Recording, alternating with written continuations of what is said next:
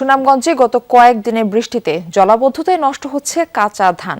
ফসল বাঁচাতে দিশেহারা কৃষক নেতারা বলছেন শত কোটি টাকা ব্যয়ে হাওরে নির্মিত ফসল রক্ষা বাঁধই এখন তাদের ভোগান্তির কারণ।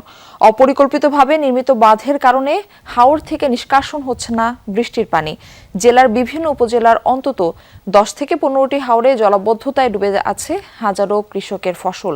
সবশেষ তথ্য অনুযায়ী 1800 হেক্টর ধান ক্ষতিগ্রস্ত হয়েছে। তবে কৃষকদের দাবি এই সংখ্যা আরো কয়েক গুণ বেশি। সংশ্লিষ্টরা বলছেন 2017 সালে পাহাড়ি ঢলে সুনামগঞ্জের শতভাগ ফসল ডুবির পর থেকে প্রতি বছরই নির্মিত হয় ফসল রক্ষা বাঁধ। বৃষ্টি ও বন্যায় সেসব বাঁধের মাটি গিয়ে জমা হয় হাওর এবং নদীতে।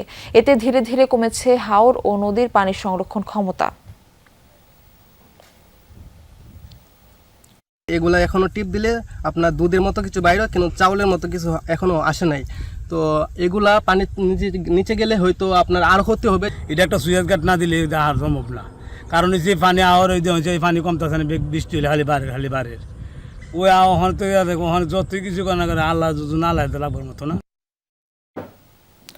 সুনামগঞ্জে গত কয়েকদিনের বৃষ্টিতে জলাবদ্ধতায় নষ্ট হচ্ছে কাঁচা ধান। ফসল বাঁচাতে দিশেহারা হয়ে পড়েছেন কৃষক। অপরিকল্পিত বাঁধ নির্মাণের কারণে এই দুরবস্থা বলছেন কৃষক নেতারা। এ বিষয়ে একটু বিস্তারিত জেনে আসতে চাই, যুক্ত হচ্ছেন সহকর্মী সোহানুর রহমান।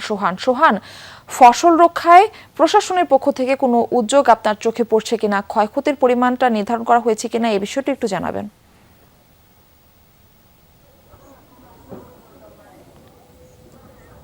মারফি, আমি এখন যে জমিতে দাঁড়িয়ে আছি এটি সুনামগঞ্জের অন্যতম বৃহৎ একটি হাওর, দেখার হাওরের একটি অংশ শিয়ালমারা হাওর।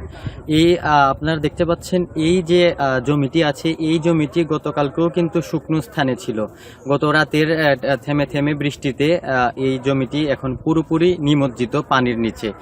আমি যদি একটু বলতে চাই এটি কেন হচ্ছে, সেটি হচ্ছে এই হাওরের ঠিক মাঝখান দিয়ে বয়ে গেছে একটি খাল, যেটি পার্শ্ববর্তী উপজেলা শান্তিগঞ্জ উপজেলার মহাসিং নদীতে গিয়ে পড়েছে। সেই মহাসিং নদীর মাধ্যমে এই হাওরের পানি নিষ্কাশনের কথা থাকলেও এর ঠিক মাঝখানেই পড়েছে একটি ফসল রক্ষা বাঁধ, যেই বাঁধের কারণে এই হাওরের পানি নিষ্কাশন হতে পারছে না, এবং এই পানি নিষ্কাশন হতে না পেরে তলিয়ে যাচ্ছে এই হাওরের অর্ধেক জমি ইতিমধ্যে নিমজ্জিত হয়ে গেছে, এবং যেই অর্ধেক জমি শুকনো আছে তাও কিন্তু অর্ধেক পানিতে ডুবে আছে। আরও যদি 2-1 দিন বৃষ্টিপাত হয় তাহলে কিন্তু সেই জমিটাও কৃষকরা হারিয়ে ফেলবেন। তো এতে করে কৃষকদের সারা বছরের খোরাক কিন্তু নষ্ট হয়ে যাবে এবং কৃষকরা দিশেহারা হয়ে পড়বেন।